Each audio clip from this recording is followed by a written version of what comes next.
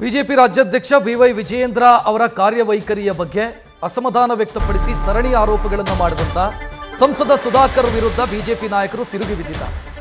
ಸುಧಾಕರ್ ತನ್ನಿಂದಲೇ ಬೆಳಕು ಹರಿತಾ ಇದೆ ಅನ್ನೋ ಭ್ರಮೆಯಲ್ಲಿದ್ದಾರೆ. ಮಿಸ್ಟರ್ ಸುಧಾಕರ್, ನೀವು ಡಾಕ್ಟರ್ ಸುಧಾಕರ್ ಆಗಿ ಗಂಭೀರವಾಗಿರಿ, ಬೇರೆಯವರದನ್ನ ಬಿಚ್ಚಿಡೋದು ಬೇಡ, ನಿಮ್ಮದನ್ನ ನೀವು ಮುಚ್ಕೊಳ್ಳಿ ಅಂತ ಡಾಕ್ಟರ್ ಕೆ ಸುಧಾಕರ್ ವಿರುದ್ಧ ಪ್ರೀತಮ್ ಗೌಡ ಗರಂ ಆಗಿದ್ದಾರೆ. ವಿಜಯೇಂದ್ರ ಬಗ್ಗೆ ಕೇವಲವಾಗಿ ಮಾತನಾಡಿಸಿದರೆ ಸಹಿಸೋದಿಲ್ಲ, ನನ್ನ ಬಗ್ಗೆ ಮಾತನಾಡಬೇಡಿ, ನಾನು ಸ್ನೇಹಕ್ಕೂ ಬದ್ಧ, ಸಮರಕ್ಕೂ ಸಿದ್ಧ. ಸುಧಾಕರ್ ಬಿಜೆಪಿ ಬಿಟ್ಟು ಹೋಗೋ ಹಾಗಿದ್ರೆ ಹೋಗಲಿ ಅಂತ ಯಲಹಂಕ ಶಾಸಕ ಎಸ್.ಆರ್. ವಿಶ್ವನಾಥ್ ವಾಗ್ದಾಳಿ ಮಾಡಿದ್ದಾರೆ. ಬಹಳ ದೊಡ್ಡ ಸಂಘಟನೆ ಅದು ಇದು ಅಂತ ಹೇಳಿ ಮಾತಾಡ್ತಾ ಇದ್ದೀರಿ.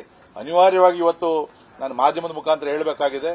ಇನ್ನೊಂದು ಚಕಾರ ಏನಾದ್ರು ನನ್ನ ಕ್ಷೇತ್ರದ ಬಗ್ಗೆ ನನ್ನ ಬಗ್ಗೆ ಆಯ್ತಾಯ್ತು ಅಂದ್ರೆ ನನ್ನ ಸವಾಸ ಗೊತ್ತಿಲ್ಲ. ಇನ್ನು ಕೂಡ ನಾನೇನು ಅಂತಂದ್ರೆ ಸ್ನೇಹಕ್ಕೂ ಸಿದ್ಧ, ಸಮರಕ್ಕೂ ಬದ್ಧ ಅಂತ. ನಾನು 45 ವರ್ಷ ಪಾರ್ಟಿ ಕಟ್ಟಬೇಕಾದ್ರೆ ಅನೇಕ ಕೇಸ್ಗಳು ಹಾಕೊಂಡು ಹೋರಾಟ ಮಾಡಿ ಪಾರ್ಟಿ ಕಟ್ಟಿರುವಂತದ್ದು. 100ಕ್ಕೆ 100 ಭಾಗ ನೀನು ಪಾರ್ಟಿಯಲ್ಲಿ ಇರಲ್ಲ, ಇವತ್ತೇ ಬರ್ಕೊಡ್ತೀನಿ. ನಮ್ಮ ರಾಷ್ಟ್ರೀಯ ನಾಯಕರು ಕೇಳಿಸ್ಕೊಳ್ಳಿ, ನಮ್ಮ ರಾಜ್ಯ ಅಧ್ಯಕ್ಷರು, ನಮ್ಮ ರಾಜ್ಯ ನಾಯಕರು ಮತ್ತೆ ಯಾರು ಅವ್ರು ಬೆಂಬಲ ಕೊಡಬೇಕು ಅಂತ ಅವರಲ್ಲ, ಅವ್ರು ಕೇಳಿಸ್ಕೊಳ್ಳಿ. ಇವತ್ತಲ್ಲ ನಾಳೆ ಅವ್ರು ನಮ್ಮ ಪಕ್ಷದಲ್ಲಿ ಇರೋದಿಲ್ಲ. ಒಂದು ಕಾಲು ಹೊರಗಡೆ ಇಟ್ಕೊಂಡೇ ಅವ್ರು ರಾಜಕೀಯ ಮಾಡ್ತಾ ಇರ್ತಕ್ಕಂಥದ್ದು. ಅವ್ರು ಎಲ್ಲಿ ಅಧಿಕಾರ ಸಿಗ್ತದೋ ಅಲ್ಲಿ ಹೋಗ್ತಾರೆ. ಹೋಗಂಗಿದ್ರೆ ದಯವಿಟ್ಟು ಇವತ್ತೇ ಹೋಗ್ಬಿಡ್ರಿ. ಯಾರ್ಯಾರು ಹೋಗ್ತಾರೆ ಹೋಗ್ರಿ. ನಾನು ಮೊನ್ನೆನೂ ಹೇಳಿದ್ದೀನಿ, ಪಕ್ಷ ಶುದ್ಧ ಆಗ್ಲಿ. ಎಷ್ಟು ದಿನ ಅಂತೇಳಿ ಮನೆ ಜಗಳ ಮಾಡ್ಕೊಂಡು ಕುತ್ಕೊಳ್ಳೋ ಅಂತದ್ದು. ಏನ್ ಬಾಯಿಗೆ ಬಂದಂಗೆ ಮಾತಾಡ್ಬೋದು. ಎಲ್ಲ ಸೀನಿಯರ್ಸು, ನಾವ್ ಎಷ್ಟು ದಿನ ಸುಮ್ಮನೆ ಇರ್ತಕ್ಕಂಥದ್ದು. ಇವತ್ತು ಬೆಂಗಳೂರಲ್ಲಿ ಅನೇಕ ಜನ ಸೀನಿಯರ್ ಕಾರ್ಯಕರ್ತರು ಮನೇಲಿ ಕುಂತವ್ರಿ, ಪಾರ್ಟಿ ಕಡ್ದವ್ರು ಅವರೆಲ್ಲ ಕೂಡ. ಎಷ್ಟು ದೊಡ್ಡ ಸಂಖ್ಯೆಯಲ್ಲಿ ಅವ್ರೇನು ಗೊತ್ತಿರಲಿ. ಬೆಂಗಳೂರು ಇವತ್ತು ಏನಾಗಿದೆ, ಅದು ಯಾರು ಆರ್ಗನೈಸ್ ಮಾಡೋರಿಲ್ಲ. ಅದನ್ನ ಕೊಡ್ಲಿ, ನನಗೆ ಜವಾಬ್ದಾರಿ ಕೊಡ್ಲಿ. ಎಲ್ಲಾ ಮಂತ್ರಿಗಳನ್ನ, ಎಲ್ಲಾ ಶಾಸಕರನ್ನ ಎಲ್ಲಾರನ್ನೂ ಸೇರ್ಕೊಂಡು ನಾನು ಸಂಘಟನೆ ಮಾಡ್ತೀನಿ. ನಂತರ 100 ಜನ ಕಾರ್ಯಕರ್ತರು, ನಮ್ಗೆಲ್ಲರಿಗೂ ಜವಾಬ್ದಾರಿ ಕೊಡ್ರಿ. ಅದನ್ನ ಬಿಟ್ಬಿಟ್ಟು ನೀವು ಪಕ್ಷನೇ ಅಲ್ಲಾಡ್ಸಕ್ ಹೋಗ್ಬಿಟ್ರೆ, ಪಕ್ಷನೇ ಬೈಯಕ್ ಹೋದ್ರೆ ನಿಮ್ಗೆ ಏನೈತೆ ಅದರಲ್ಲಿ ಬಂದು ನೀವು ಅಧಿಕಾರ ಅನುಭವಿಸಿರ್ತಕ್ಕಂಥದ್ದು. ಅಕಸ್ಮಾತ್ ನೀವು ಪಕ್ಷಕ್ಕೆ ಬರ್ಲಿಲ್ಲ ಅಂದಿದ್ರೆ ನಾವು ವಿರೋಧ ಪಕ್ಷದಲ್ಲಿ ಇರ್ತಾ ಇದ್ವಿ. ಇವತ್ತು ಪೂರ್ಣ ಬಹುಮತ ನಮ್ಮದು ಬರ್ತಾ ಇತ್ತು. ಇವತ್ತು ಬಂದು ನೀನು ಬೆನಿಫಿಟ್ ತಗೊಂಡಿದ್ದೀಯಾ, 2 ಪೋರ್ಟ್ಫೋಲಿಯೋ ತಗೊಂಡಿದ್ದೀಯಾ, ನೀನ್ ಏನೇನ್ ಮಾಡಿದ್ಯಾ ಅಂತೇಳಿ ಇವತ್ತು ಸರ್ಕಾರ ತನಿಖೆ ಮಾಡ್ತಾ ಐತೆ. ನಮ್ಮ ಮುಖಂಡರನ್ನ ಬಿಜೆಪಿ ಅವ್ರು ಕೇಳ್ರಿ, ಬಿಜೆಪಿ ಮಂತ್ರಿಗಳು ಕೇಳ್ರಿ, ಬಿಜೆಪಿ ಎಂಎಲ್ಎಗಳು ಕೇಳ್ರಿ, ನಿನ್ ಬಗ್ಗೆ ಏನ್ ಅಭಿಪ್ರಾಯ ಐತೆ ಅಂತೇಳಿ. ಅಷ್ಟಿದ್ರು ಕೂಡ ಲೋಕಸಭಾ ಚುನಾವಣೆಯಲ್ಲಿ ಗೆದ್ದಿರೋದು ನಿನ್ನ ಹೆಸರಿಂದ ಅಲ್ಲ, ಜೆಡಿಎಸ್ ಬೆಂಬಲ ಕೊಟ್ಟಿದೆ. ನರೇಂದ್ರ ಮೋದಿ ಅವರ ಹೆಸರು ಮೇಲೆ ಗೆದ್ದಿರ್ತಕ್ಕಂಥದ್ದು.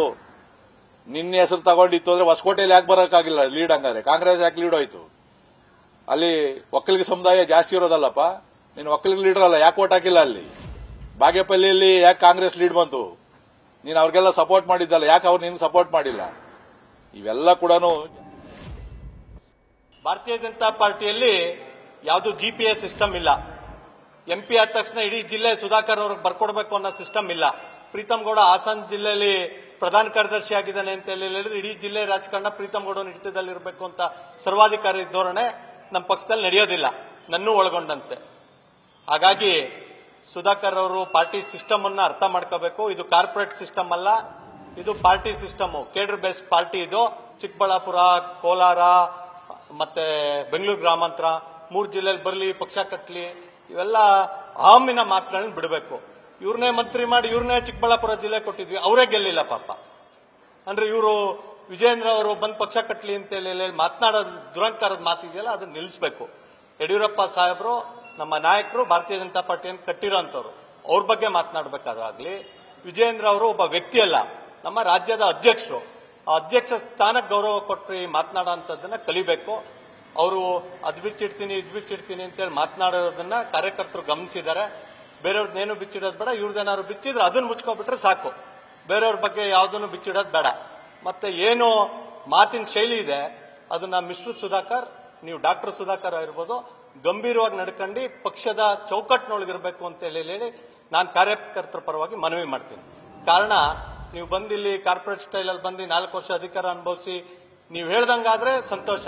ನೀವು ಹೇಳಿದ್ದಾಗ್ಲಿಲ್ಲ ಅಂತ ಹೇಳಿದ್ರೆ ನಾನು ಯೋಚನೆ ಮಾಡ್ತೀನಿ ಅಂತ ಹೇಳಿದ್ರೆ ನಿಮ್ ಈ ಮನಸ್ಥಿತಿಗೋಸ್ಕರನೇ ಪಕ್ಷ ತೀರ್ಮಾನ ಮಾಡೋದು ಅಥವಾ ಕಾರ್ಯಕರ್ತರು ತೀರ್ಮಾನ ಮಾಡೋದು ಎಲ್ಲ ನಿಮ್ ಕೈಲಿ ಇರಬಾರ್ದು, ಪಕ್ಷದ ಕೈಲೂ ಇರಬೇಕು.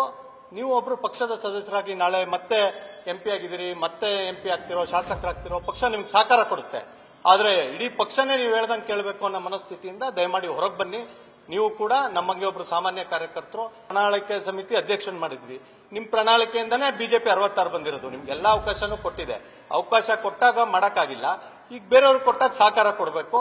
ದಯಮಾಡಿ ನಿಮ್ಮ ಸಹಕಾರದಿಂದ ಮತ್ತು ನಿಮ್ಮಂತ 10 ಜನರ ನಾಯಕರ ಸಹಕಾರದಿಂದ ಚಿಕ್ಕಬಳ್ಳಾಪುರ, ಕೋಲಾರ ಮತ್ತು ಬೆಂಗಳೂರು ಗ್ರಾಮಾಂತರದಲ್ಲಿ ಪಕ್ಷವನ್ನ ಗಟ್ಟಿಯಾಗಿ ಬೆಳೆಸುವಂತ ಕೆಲಸವನ್ನ ಸನ್ಮಾನ್ಯ ರಾಜ್ಯಾಧ್ಯಕ್ಷರಾದ ವಿಜಯೇಂದ್ರ ಅವರ ನೇತೃತ್ವದಲ್ಲಿ ಮಾಡ್ತೀವಿ. ನಿಮ್ ಸಹಕಾರ ಕೂಡ ಬೇಕಾಗಿರುತ್ತೆ. ಆದ್ರೆ ನಿಮ್ಮಿಂದಾನೇ ಬೆಳಕರಿಯುತ್ತೆ ಅನ್ನೋ ಭ್ರಮೆಯಿಂದ ಹೊರಗೆ ಬರಬೇಕು ಅಂತ ಹೇಳಿ ನಾನು ಅವರಲ್ಲಿ ಮನವಿಯನ್ನು ಮಾಡ್ತೀನಿ. ನ್ಯೂಸ್ ಫಸ್ಟ್ ನಿರ್ಭೀತಿಯಿಂದ ನಿಮ್ಮ ಪರವಾಗಿ.